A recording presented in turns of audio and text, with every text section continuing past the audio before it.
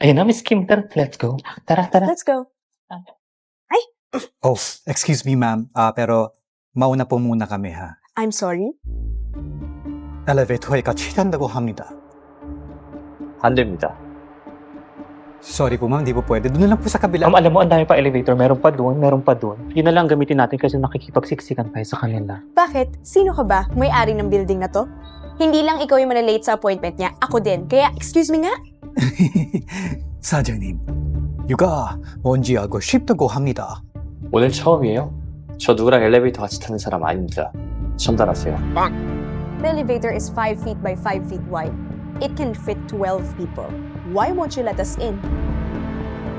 Mamalikan mo, mukhang lalong magalit. Siya nga yata yung may-ari ng building.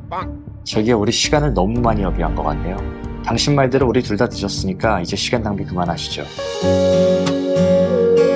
Pasensya pa talaga ma'am, kasi sumusunod lang ako sa utos ng boss ko. Meron naman po doon sa kabila or doon, marami naman po. Thank you.